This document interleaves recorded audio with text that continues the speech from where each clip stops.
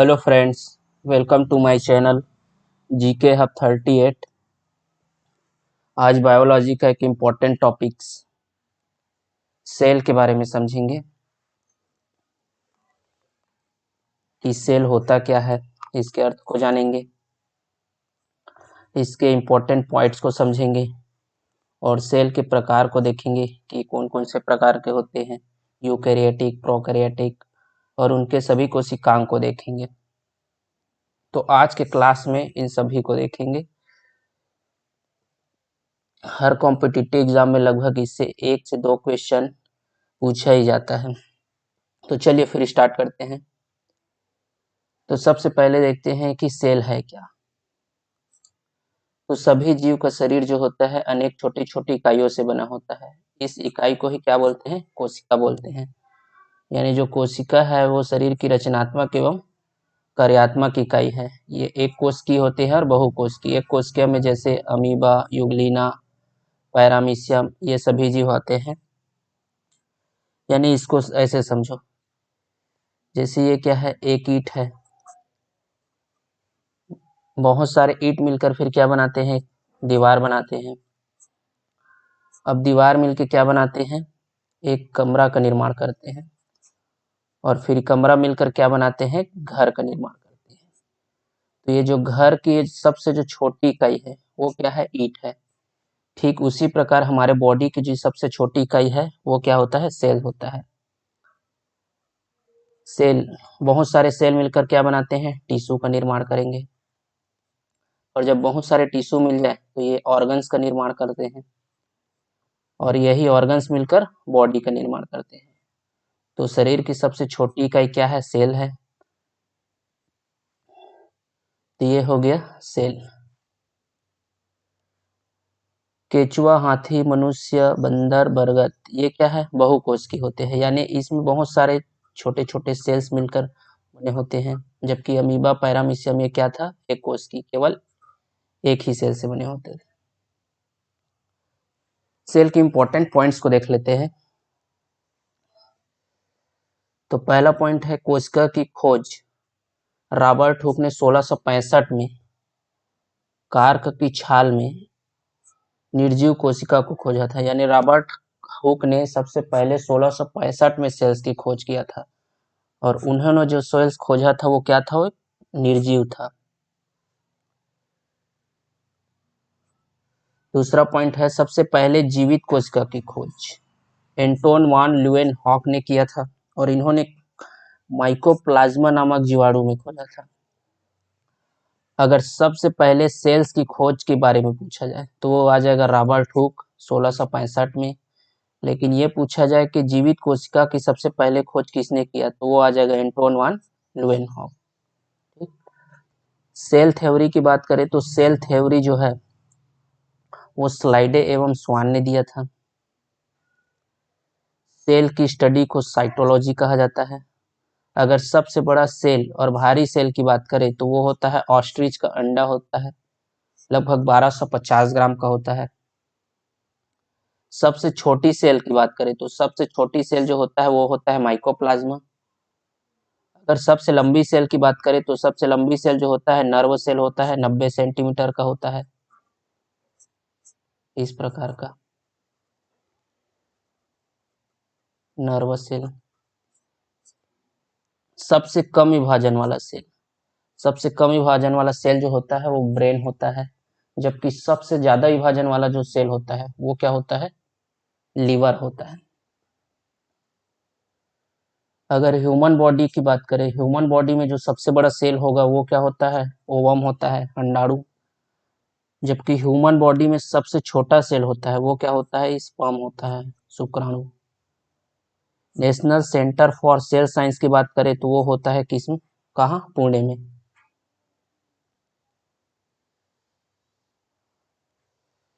Next है types of cell, structure एवं development के बेस पर। तो ये है दो प्रकार के प्रोकैरियोटिक सेल्स और यूकैरियोटिक सेल्स। इसे हिंदी में बोलते हैं असीम केंद्रक कोशिका और ससीम केंद्रक कोशिका। असीम केंद्रक यानी जहाँ केंद्रक एब्सेंट होता है, और ससीम केंद्रक यानी जहाँ केंद्रक प्रेजेंट होता है। चलिए अंतर देख लेते हैं। और समझते हैं इसको। प्रोकैरियोटिक कोशिका की बात करें तो ये क्या होता है, अविकसित सेल है। अब जाहिर सी बात है, जब केंद्रक नहीं होगा तो ये डेवलप तो होगा नहीं। एग्जाम्पल आ जाएगा अमीबा, यूग्लिना, वायरस, या कोश की जीव ज्यादातर। प्रोकैरियोटिक की बात करें, यूकैरियोटिक की बात करें, यूकैरियोटिक की बात करें तो ये क्या होता है, डेवलप होता है।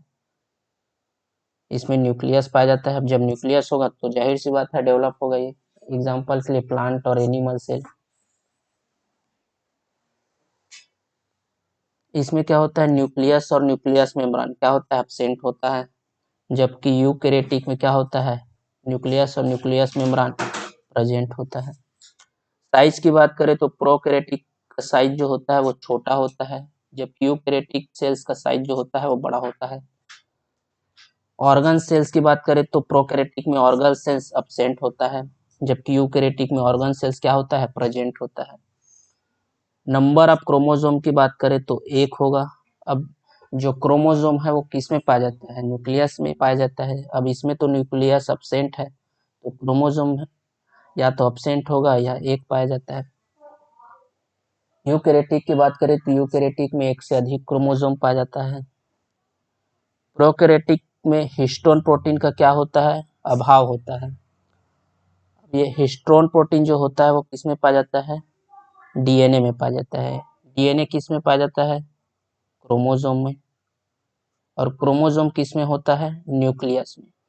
अब यहाँ न्यूक्लियस एब्सेंट है, जब न्यूक्लियस एब्सेंट है तो क्रोमोसोम भी एब्सेंट होगा, और जब क्रोमोसोम एब्सेंट है तो डीएनए भी एब्सेंट होता है।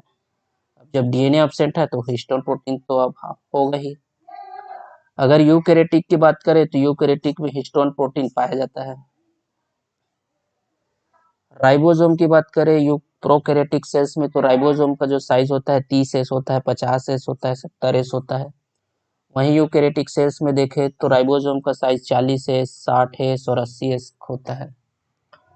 तो ये हो गया प्रोकैरियोटिक सेल्स और यूकैरियोटिक सेल्स में अंतर। अब देखते हैं एनिमल सेल और प्लांट सेल। एनिमल सेल क्या होता है, प्लांट सेल क्या होता है, इसमें अंतर जानेंगे और समानताएं को भी देखेंगे। तो एनिमल सेल की बात करें तो एनिमल सेल क्या होता है, अंतर देख लेते हैं पहले। ये क्या होता है, स्मॉल साइज का होता है, गोल होता है, और इसका जो वैक्यूल्स होता है छोटा होता है। वहीं प्लांट सेल की बात करें तो प्लांट सेल जो होता है लार्ज होता है, चौकोर होता है। यदि इसकी वैक्यूल की बात करें तो वो क्या होता है, बड़ा साइज का होता है। एनिमल सेल में देखें तो इसमें सीलिया पाया जाता है, फ्लैजिला पाया जाता है, लाइसोसोम पाया जाता है, जबकि प्लांट सेल में ये सब एब्सेंट होता है। प्लांट सेल में सेल वॉल पाया जाता है, प्लास्टिड पाया जाता है, क्लोरोप्लास्ट पाया जाता है, और ये सभी एनिमल सेल में एब्सेंट होता है। अब दोनों में समानताएं देख लेते हैं कि क्या क्या पाया जाता है। एनिमल सेल और प्लांट सेल दोनों में झिल्ली पाया जाता है, मेम्ब्रेन। दोनों में माइटोकॉन्ड्रिया होता है श्वसन के लिए। दोनों में एंडोप्लाज्मेटिक रेटिकुलम होता है, जिससे क्या होता है, प्रोटीन का निर्माण होता है। राइबोसोम पाया जाता है दोनों में। दोनों में गोल्जी बॉडी होता है। दोनों में ही केंद्रक पाया जाता है, और दोनों में ही सेंट्रोसोम होता है। यानी कि झिल्ली, mitochondria, endoplasmatic reticulum, ribosome, Golgi body, nucleus और सेंट्रोसोम, ये सभी दोनों में पाया जाता है, एनिमल सेल में भी और प्लांट सेल में। तो इस प्रकार ये क्या हो गया, एनिमल सेल और प्लांट सेल में डिफरेंस और समानता है। इसको चित्र से एक बार समझ लेते हैं तो अच्छे से एक बार क्लियर हो जाएगा। एनिमल सेल की बात करें तो एनिमल सेल में अंतर देखे थे कि ये देखो, इसमें क्या है, सीलिया पाया जाता है, जबकि प्लांट सेल में सीलिया कहीं भी नहीं दिखाया गया। इसमें फ्लैजिला पाया जाता है एनिमल सेल में, जबकि प्लांट सेल में कहीं भी फ्लैजिला नहीं है। प्लांट सेल में सेल वॉल पाया जाता है, ये सेल वॉल जो सेल्यूलोज का बना होता है, इसी से कागज बनता है। जबकि एनिमल सेल की बात करें तो एनिमल सेल में कहीं भी सेल वॉल नहीं पाया जाता। साइज देख लो, ये एनिमल सेल जो होता है वो प्लांट सेल की अपेक्षा छोटे साइज का है। ये क्या होता है, गोल है, जबकि प्लांट सेल क्या है, चौकोर है। इसकी वैक्यूल देख लो, प्लांट सेल में जो वैक्यूल है ये बड़ा साइज का है, जबकि इसमें जो होता है छोटे साइज का होता है वैक्यूल। तो ये हो गया प्लांट सेल और एनिमल सेल में डिफरेंस। अब देखते हैं सेल ऑर्गन्स, इन सेल में कौन कौन से कोशिकांग पाया जाता है, और यही कोशिकांग जो होता है श्वसन, प्रोटीन, वसा, इन सब का निर्माण करता है। जिस प्रकार शरीर में विभिन्न अंग अलग अलग कार्य करते हैं, उसी तरह कोशिका के भीतर भी स्थित संरचना विशिष्ट कार्य करते हैं। इसी को क्या बोलते हैं? कोशिकांग बोलते हैं। तो ये क्या है? जैसे ये सेल हो गया, इसी में पाया जाता है एंडोप्लाज्मेटिक रेटिकुलम, जो प्रोटीन का निर्माण करता है, वसा का निर्माण करता है। इसी में पाया जाता है माइटोकॉन्ड्रिया, जो श्वसन का कार्य करता है। इसी में पाया जाता है गोल्जी बॉडी, जो परिवहन का कार्य करता है, मेंटेन रखता है। इसी में पाया जाता है लाइसोसोम, जो इसको नष्ट करने का काम करता है, अपशिष्ट पदार्थ को सड़ने गलने से रोकता है। तो इन सब के बारे में समझेंगे एक एक कर। तो सबसे पहले देखते हैं माइटोकॉन्ड्रिया। माइटोकॉन्ड्रिया की बात करें तो इसे 1900 में अल्टमान नामक वैज्ञानिक ने खोजा था। इसका कार्य होता है कोश की श्वसन करना, यानी सभी आवश्यक रासायनिक क्रियाओं को करने के लिए क्या होता है, माइटोकॉन्ड्रिया को एटीपी के रूप में ऊर्जा प्रदान करता है। यानी कि हमारे सेल्स में जो माइटोकॉन्ड्रिया है वही क्या बनता है, एटीपी बनता है, 38 एटीपी। और ये क्या है, एक प्रकार का ऊर्जा है। इसीलिए माइटोकॉन्ड्रिया को क्या बोलते हैं, कोशिका का ऊर्जा गृह या पावर हाउस कहा जाता है, या कोशिका का बिजली घर। माइटोकॉन्ड्रिया क्या होता है, डीएनए पाया जाता है, राइबोसोम पाया जाता है। क्वेश्चन पूछा जाता है कि किसमें खुद का डीएनए पाया जाता है, तो माइटोकॉन्ड्रिया में डीएनए पाया जाता है। ये देखो, ये क्या है, सेल है। सेल के अंदर ये है माइटोकॉन्ड्रिया, ये माइटोकॉन्ड्रिया, जिसमें ये पाया जाता है डीएनए और ये राइबोसोम। नेक्स्ट चलते हैं मेम्ब्रेन।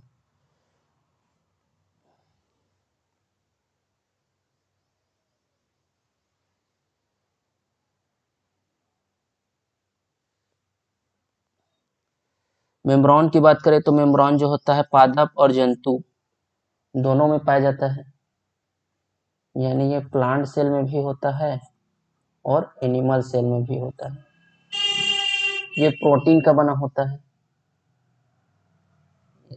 कोशिका के सभी अंग इसी झिल्ली के अंदर रहते हैं। ये देखो, ये क्या है, ये जो लेयर है ये होता है मेम्ब्रेन। ये प्लांट सेल में भी होता है और एनिमल सेल में भी होता है। और ये जितने भी ऑर्गन्स है जैसे mitochondria, endoplasmatic reticulum, Golgi body, ribosome, ये सब क्या होता है, इसी मेम्ब्रेन के अंदर रहते हैं। ठीक, अब देख लेते हैं सेल वॉल। सेल वॉल की बात करें तो ये केवल प्लांट सेल में पाया जाता है। ये ऊपर वाले जो लेयर है ये क्या है, प्लांट सेल है, सेल वॉल बोलते हैं। जो क्या होता है, सेल्यूलोज का बना होता है। प्लांट सेल में इसलिए पाया जाता है क्योंकि ये चल फिर नहीं सकता, इसे सुरक्षा की आवश्यक होता है, एक जगह स्थायी। और इसीलिए इसमें क्या होता है, रक्षात्मक आवरण पाया जाता है, इसी को सेल वॉल कहते हैं,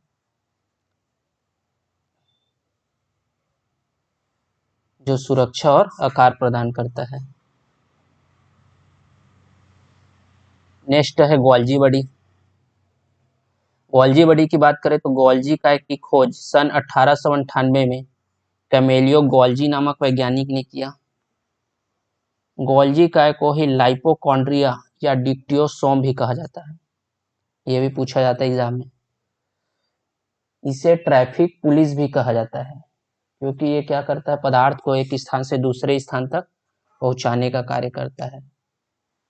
यानी ये करता क्या है, जहां ऊर्जा की कम जरूरत है यहाँ ये ऊर्जा भेज देता है। जैसे ये क्या है, ये ह्यूमन समझो, अब क्या कर रहा है, ये रन कर रहा है, दौड़ रहा है, तो इसके ऊर्जा की जरूरत अभी कहाँ है, पैर में ज्यादा जरूरत है, तो ये पैर को ज्यादा ऊर्जा प्रदान करेगा।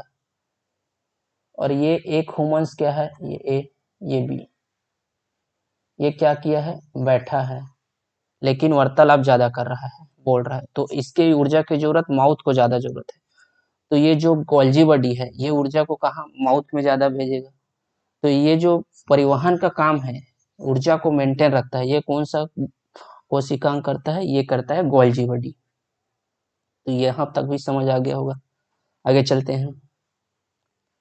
नेक्स्ट और कोशिकांग है राइबोसोम। राइबोसोम की खोज की बात करें तो 1955 में पैलाडे नामक वैज्ञानिक ने किया था। ये हमारे सेल्स की सबसे छोटे ऑर्गन्स है। राइबोसोम करता क्या है, प्रोटीन का निर्माण करता है, इसीलिए इसे क्या बोलते हैं, प्रोटीन फैक्ट्री भी कहा जाता है। प्रोकैरियोटिक में 70 एस साइज का राइबोसोम पाया जाता है, जबकि यूकैरियोटिक में 80 एस राइबोसोम पाया जाता है। तो ये क्या हो गया, राइबोसोम।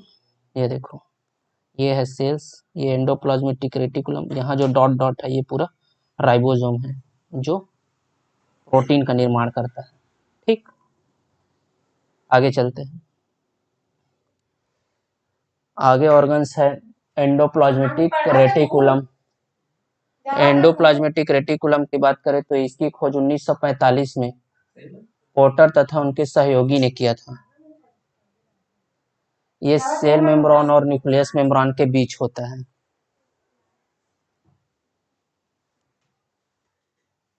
जो आंतरिक सहायता देने का कार्य करता है। इसको देखिए, ये है एंडोप्लाज्मेटिक रेटिकुलम, यानी ये क्या है, सेल्स है, और ये न्यूक्लियस। तो ये क्या है, सेल मेम्ब्रेन, और ये क्या है, न्यूक्लियस मेम्ब्रेन। एंडोप्लाज्मेटिक रेटिकुलम कहाँ है, यहाँ पाया जाता है यार। 2 टाइप्स के होते हैं, एक होता है स्मूथ और दूसरा होता है रॉक। स्मूथ होता है वो ये, जिसमें किसी भी प्रकार का क्या है, राइबोसोम नहीं पाया जाता। अब राइबोसोम नहीं पाया जाता, इसलिए क्या होता है, ये वसा का निर्माण करता है, जबकि रॉक वाला क्या करता है, इसमें क्या होता है, राइबोसोम होता है, और राइबोसोम है वो क्या करता है, प्रोटीन का निर्माण करता है। तो ये होगा एंडोप्लाज्मेटिक रेटिकुलम। आगे देखते हैं लाइसोसोम। लाइसोसोम की बात करें तो लाइसोसोम की जो खोज है वो डी डुवे नामक वैज्ञानिक ने किया था। इसमें क्या होता है, एक प्रकार के हाइड्रोलाइटिक एंजाइम पाया जाता है, और ये जो हाइड्रोलाइटिक एंजाइम है ये क्या करता है, पाचन का कार्य करते हैं, इसीलिए इसको क्या बोलते हैं, आत्महत्या की थैली या सेल्स को एटम बॉम्ब भी कहते हैं। ये करता क्या है, ये लाइसोसोम जो है एक हाइड्रोलाइटिक एंजाइम छोड़ते हैं। अब क्या करता है, जो ऑर्गन्स डिफ्यूज हो जाते हैं यानी काम नहीं करते, तो उसके ऊपर क्या करते हैं, ये एक प्रकार के एंजाइम छोड़ देते हैं और इसको क्या कर देते हैं, खत्म, ताकि यहाँ क्या होता है, सेल्स में सड़ने गड़ने से बच जाता है। अगर ये सेल्स ही अगर काम करना बंद कर दे तो क्या करते हैं, ये जो लाइसोसोम है ये पूरे सेल्स में हाइड्रोलाइटिक एंजाइम छोड़ देते हैं और इसी को क्या कर देते हैं, खत्म कर देते हैं। केवल एक सेल्स को ना, सभी सेल्स को नहीं, जिस सेल्स में जो सेल्स काम नहीं कर रहे हैं। ठीक, तो हाइड्रोलाइटिक एंजाइम का कार्य यही है।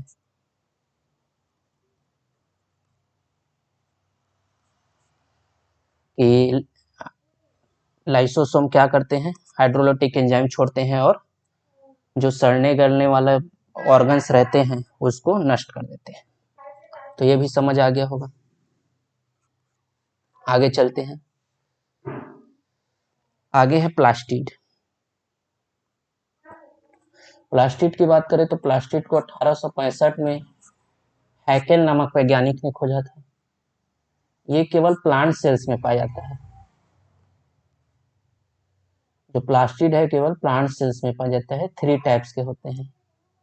पहला है क्लोरोप्लास्ट, दूसरा है ल्यूकोप्लास्ट, तीसरा है क्रोमोप्लास्ट। जो क्रोमोप्लास्ट है वो पत्ती व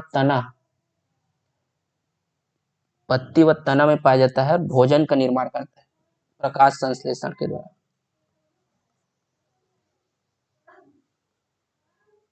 प्रकाश संश्लेषण के द्वारा भोजन का निर्माण करता है। जबकि जो ल्यूकोप्लास्ट है वो जड़ में पाया जाता है, जो प्रकाश संश्लेषण के दौरान भोजन बना है उसको संग्रह का कार्य करता है। क्रोमोप्लास्ट की बात करें तो क्रोमोप्लास्ट क्या होता है? इन बने हुए भोजन को रंग प्रदान करता है। जैसे कुछ क्रोमो देख लेते हैं। क्रोमोप्लास्ट जैसे कैरोटीन गाजर में पाया जाता है, जिसके कारण गाजर लाल रंग होता है। लाइकोपीन टमाटर में पाया जाता है, जिसके कारण टमाटर लाल रंग होता है। नेक्स्ट ऑर्गन सेल्स है सेंट्रोसोम। सेंट्रोसोम की बात करें तो इसकी खोज बॉबरी नामक वैज्ञानिक ने किया था। इसका कार्य क्या है? कोशिका का विभाजन, यानी सेंट्रोसोम जहां पाया जाता है वहां विभाजन ज्यादा होता है। ये लीवर में सबसे ज्यादा पाया जाता है, इसीलिए वहां सबसे ज्यादा विभाजन होता है। जबकि ब्रेन में इसकी मात्रा क्या होता है? बहुत कम होता है, इसलिए वहां क्या होता है? इसका विभाजन कम होता है। इसे डिप्लोसोम भी कहा जाता है। डिप्लोसोम कहाँ कहा जाता है? ये शैवाल और कवक में 2 जोड़े सेंट्रियोल के रूप में बना होता है, वहां इसको डिप्लोसोम कहा जाता है। ये है सेंट्रोसोम। तो सेंट्रोसोम भी समझ आ गया होगा। आगे चलते हैं। आगे है न्यूक्लियस। तो न्यूक्लियस की बात करें तो इसकी खोज रॉबर्ट ब्राउन ने किया था।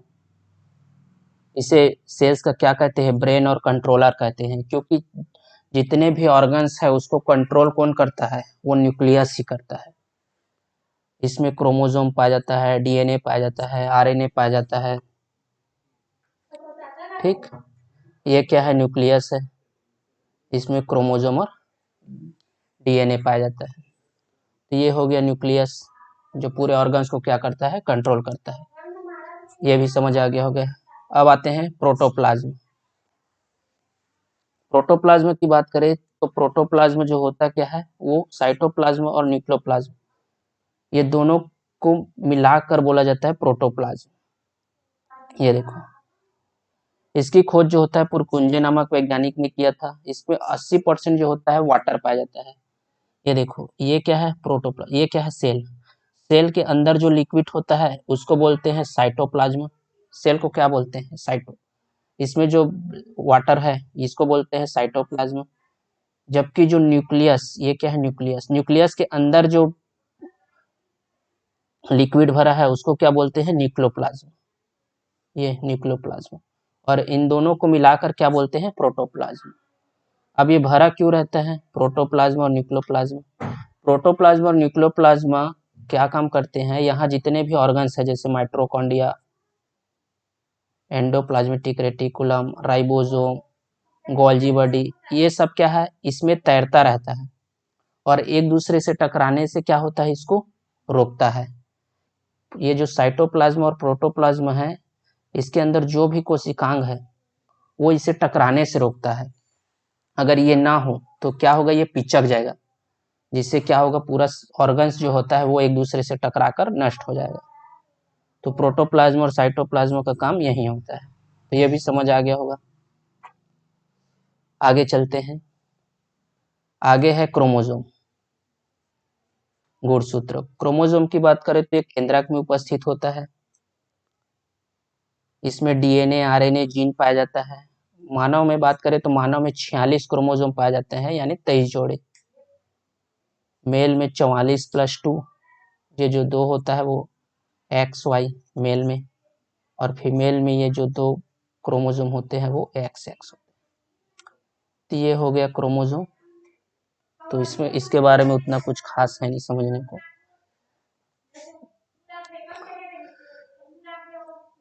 तो प्लांट सेल और एनिमल सेल, इन दोनों को अच्छे से समझ लिए। एक बार और अच्छे से समझ लेते हैं।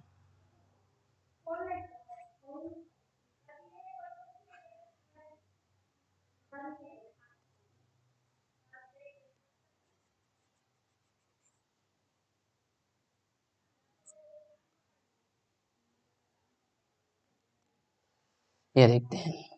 सबसे पहले इसके कोशिकांग को एक बार और अच्छे से देख लेते हैं। ये हो गया क्या, सेल्स। इसको बोलते हैं मेम्ब्रान। ठीक, मेम्ब्रान जो होता है क्या करते हैं, सुरक्षा प्रदान करते हैं। जितने भी कोशिकांग है वो इसी के अंदर रहते हैं। ठीक, ये हो गया क्या, सेल वाल। और ये जो सेल वाल है वो कहाँ पाया जाता है, प्लांट सेल में पाया जाता है, सेल वाल।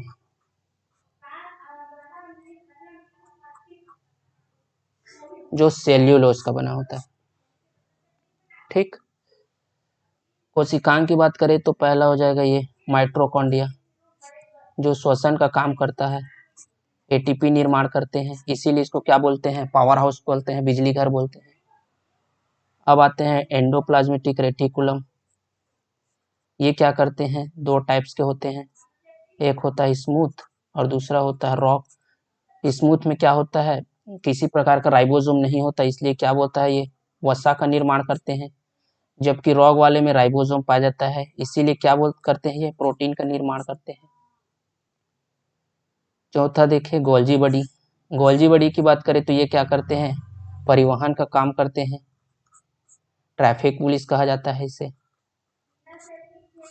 यानी ऊर्जा को, पदार्थ को एक स्थान से दूसरे स्थान स्थानांतरण करते हैं। राइबोसोम प्रोटीन का निर्माण करते हैं। प्लास्टिड पाए जाते हैं, जो क्या करते हैं, भोजन निर्माण करते हैं। ये किस में पाया जाता है, प्लांट सेल में बस पाया जाता है। भोजन का निर्माण करते हैं, उसे रंग प्रदान करते हैं, संश्लेषण करते हैं। लाइसोसोम की बात करें तो लाइसोसोम क्या करते हैं, एक विशिष्ट प्रकार के एंजाइम छोड़ते हैं, जो क्या करते हैं, जो भी डेड या काम ना करने वाले सेल्स ऑर्गन्स होते हैं, उनको क्या करते हैं, ये खत्म कर देते हैं लिक्विड छोड़ के, ताकि इसमें सड़े गले ना। अब आ जाते हैं सेंट्रोसोम। सेंट्रोसोम की क्या बात करें तो ये क्या करता है, विभाजन का कार्य करते हैं। जहां भी इसकी मात्रा ज्यादा होता है वहां विभाजन ज्यादा होता है, जैसे लीवर में ज्यादा होता है और ब्रेन में क्या होता है, कम होता है। तो ये हो गया सेल्स और सेल्स के सभी ऑर्गन्स। तो इस प्रकार सेल के जितने भी ऑर्गन्स है ये आप अच्छे तरीके से समझ गए होंगे। इसके पीडीएफ जो है टेलीग्राम में सेंड कर दिया जाएगा, जीके हब 38 इसमें सेंड कर दिया जाएगा। नेक्स्ट वीडियो में इसमें जितने भी ऑब्जेक्टिव क्वेश्चन बनेंगे उसको जानेंगे और टेस्ट लगाएंगे। और इंस्टाग्राम में भी इसका पोस्ट कर दिया जाएगा, जीके हब 38। Thank you.